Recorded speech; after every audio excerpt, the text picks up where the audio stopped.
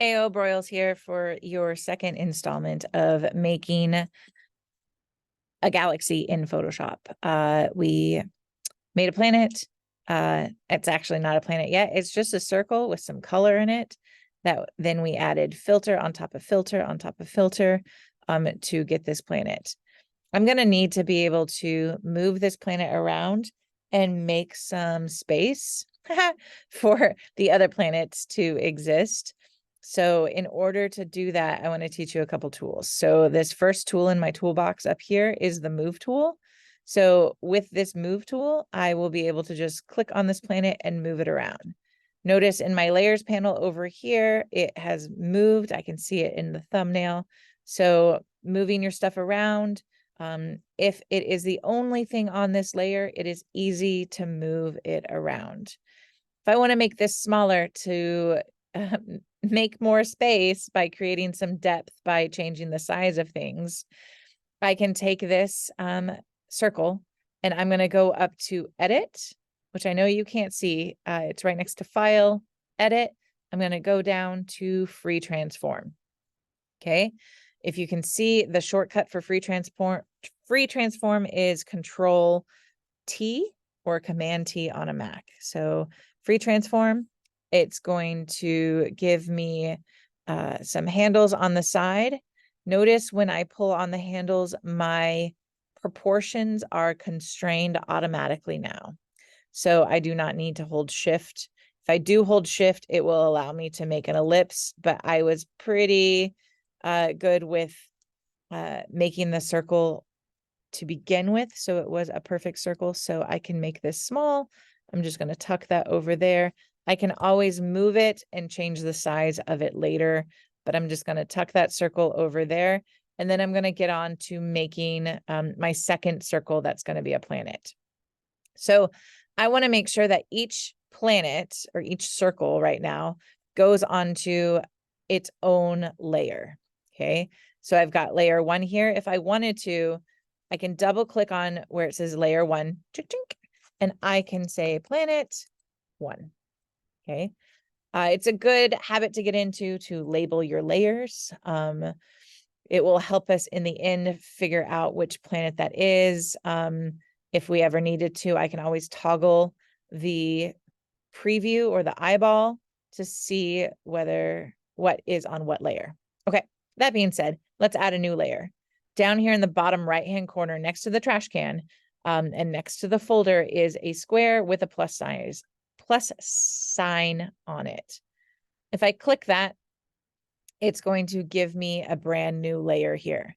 So I've got layer 1. If I wanted to, I can just name this planet 2.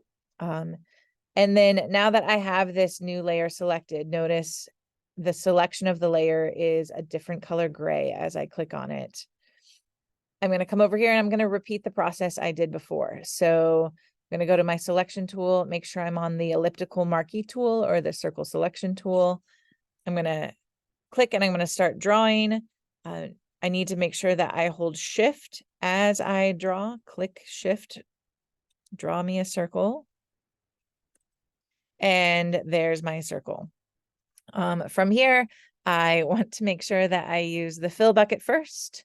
And so that I can fill this with color, I'm going to use my color picker over here.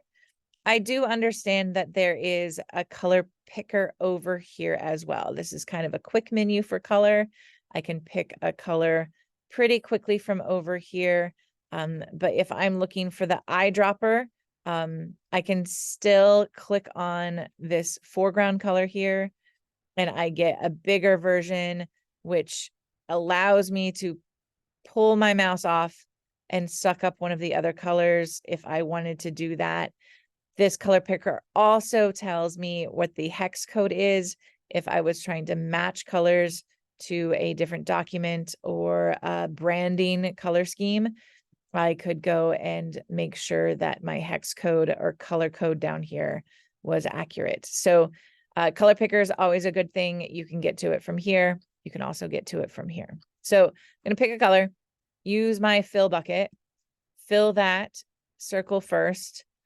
Same thing that we did before, paintbrush, with the paintbrush, you have this drop down menu here where you can choose different brushes. You can also click on this folder here. When you click on this folder, it's going to open up more brush options or a different way of looking at your brush options. So from here, I can kind of see what the brush looks like, see what it's going to look like when I drag it. I can also change up the brush here by changing up the spacing. There are different things that I can add, some noise to it. I can change the size of it. I can flip the axis of how that brush looks. I can change the different things on different brushes. So your brushes are kind of customizable, and that is done in this menu. Once you're done with this menu, if you don't want to see this popping out here, this little thin menu section here for our tool option menus, you just click on the little area that is dark gray and it will contract back into the menu. So I have a brush. Oh no, it's not painting. Well, it is. It's just I have the same color. So if something doesn't work, backtrack and check your settings. So check my color. My color was not right.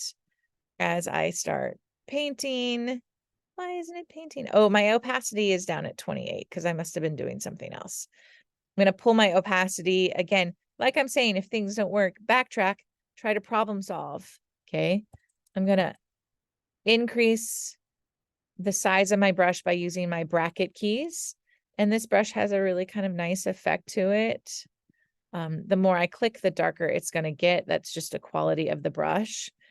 So you're going to repeat the process we did before. So add a couple colors, couple different textures, and then you're going to go up to filter, use the different filters in here, try to explore the different filters, see what they do.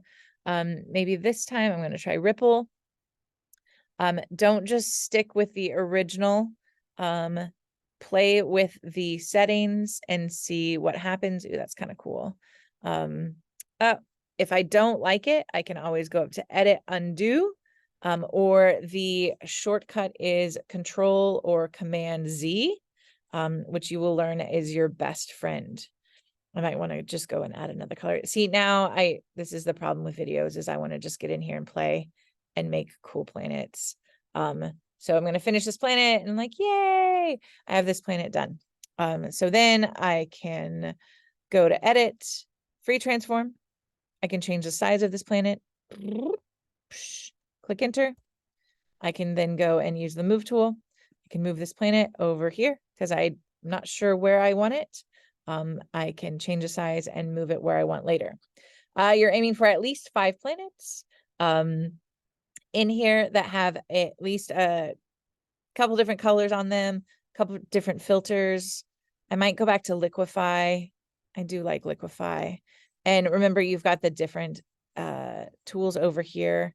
I might go and kind of smudge up some of this planet just because I want to. Be careful, don't smudge in. If you smudge in, you're getting, well, unless you really like a planet that has holes in it, deep troughs, different type of planet. When you do this, you are going to get, click OK. It's going to change the outside shape of your planet. If you go outside, it will actually go outside as well. So you will continue making 5 different planets. If for some reason you don't make a new layer, okay? So say I forget to make a new layer, I'm going to come over here. I'm going to click and drag. I want to hold shift while I do that. Click shift, unclick. So let's just, I'm going to throw a yellow color on there. Okay, with my paint bucket fill. So I have 2 planets on 1 layer. Oopsies. Rather than Control Z and back, say I did a lot of work on this. Here's how I can get this planet onto a new layer. I would just, if this was not selected anymore, I would grab a circle tool. I don't have to be super clean about it, but I'm just going to draw a circle around that planet. I'm going to go up to edit. I'm going to go to cut. It's going to cut that planet off that layer. I'm going to add a new layer to get in the practice of adding new layers. Edit, paste. Okay. It'll paste it right in the middle. Then I can move it where I want. Now the yellow planet, or it's a circle right now, is on this layer. This circle is on that layer. This circle is on that layer. So you should have 5 layers with 5 different colors, textures, filter upon filter upon filter. This is planet 3. And then once we have that, we're going to put them where we want them.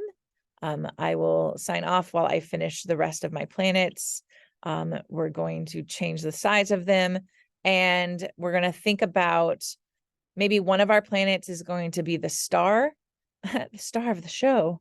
And that's going to be our light source, or the light source is going to be someplace else. But as we're placing them, we're going to think about where is the light coming from, because the next step that we're going to do is we're going to add value according to that light source to turn these shapes, these circles, into spheres, which are 3D forms. All right, signing out until then.